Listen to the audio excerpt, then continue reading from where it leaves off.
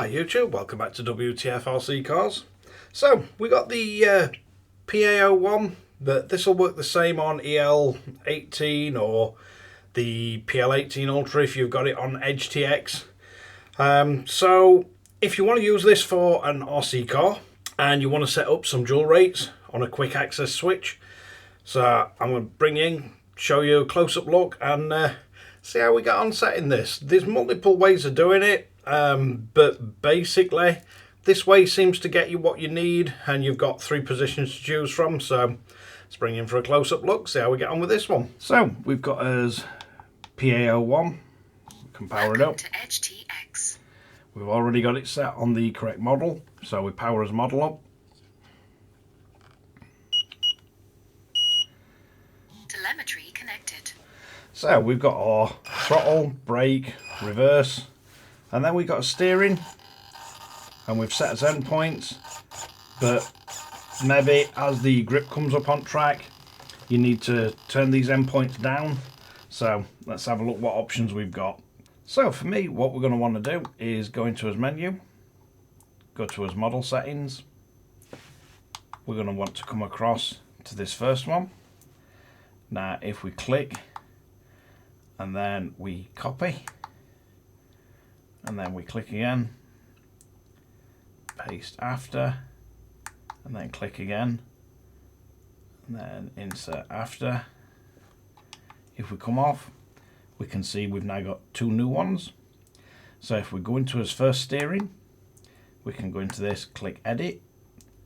If we go down to the bottom here, we can choose a switch. So if we switch the top switch into the position we want, select it, then come out.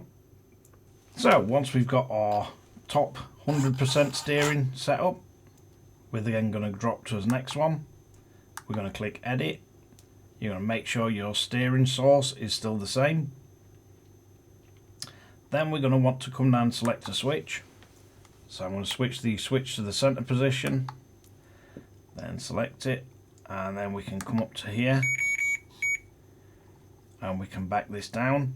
So usually I'd set one at say 95, one at 90, or 90 and 80, but to give you a better idea of what this is going to do on the RC, I'm going to set this one to 80, so it's more of a movement, so you'll see it better on camera. Then we can jump out of this, we can go into our third one, we can click edit, make sure the steering input's correct, go down to a switch. I'm going to switch it into the up position. Then I'm going to go to the weight, and I'm going to turn this down all the way to 60, which, as I say, these numbers I'd usually choose 90 and 80. On here I'm going to choose 80 and 60 to give a bigger jump in the steering travel, just to show you. So once we're back out of here, we can see what this switch does. It gives us 100% travel, 80% or 60. So if we look on the RC, we've got 100% travel, 80% travel, 60% travel. So as the grip level comes up on your track, you don't necessarily want the full 100%, and it's nice to have a switch to just switch quickly between them. The percentages, you'll have to work that out and see how much you want to drop off, but it's just a very quick and easy way of having your dual rates just on a switch. So while you're racing on the fly, as you start off your night and you've got lots of grip up front, you then, as the track warms up, you might want to knock some off, switch it to its middle position, and then by end at night on the on your final, you might have loads and loads of grip. The track grips really come up. You can drop it down again. But while you're racing, if you find you've spun out and you need to switch around really quick, you can go straight back to 100, drop it straight back to 60. It's just nice to have a few choices of dual rate when you're driving, and you don't necessarily always have the time to come into a menu and change something or roll a dial and try and get something exact. It's just nice to have these things set up so you can flick straight to them. So then you've got a definite way of 100% steering travel, 80%, 60%. Is a setting that I've used quite a lot in racing, especially on the touring cars. More than the buggies. The grip level doesn't normally change as much with a off-road buggy, but certainly on the road and the foam tired cars, definitely being able to knock the dual rates down as the track conditions come up and you get a lot more grip definitely saves you from oversteering a lot. But that's just a basic way of setting this up.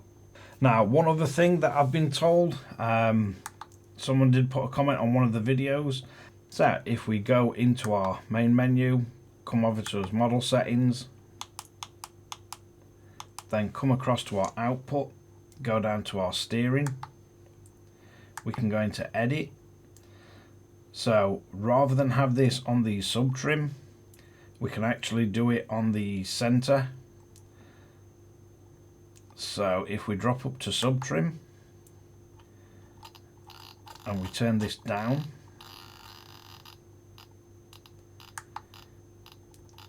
and then drop down onto the center,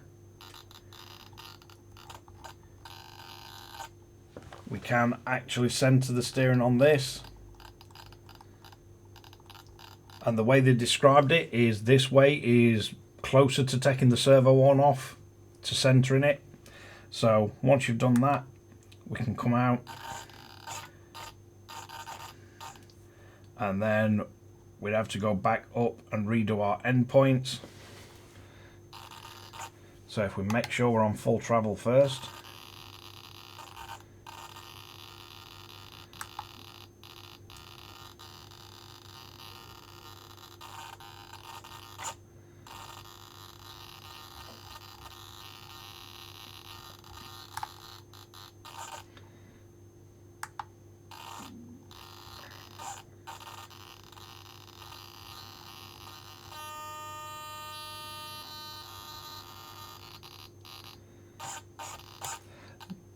so I'm just going to do it so the servo is not overstressing.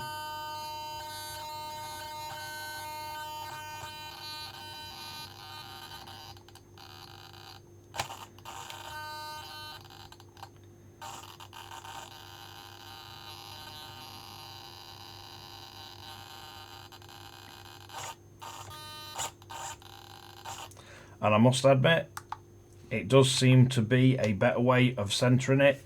You also get this centered on the screen. So we got the same amount of travel each way, but the dual rates do work the same. So yeah, I can't remember the name of the user that put that comment on, but shout out to you. It definitely is a better way of centering the servo on HTX, or certainly on this version of HTX. So just for a recap, all we're doing for centering is going into here, leaving the sub trim alone, and we're changing it on PPM center. And then to get our dual rates, we're just adding them on the input side, and we've got one at 60 and one at 80 and one at 100, so you can literally dial off some of your turning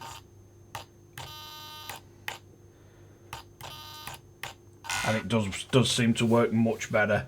But yeah, it's a learning curve with this HTX software. Every day's a school day with it.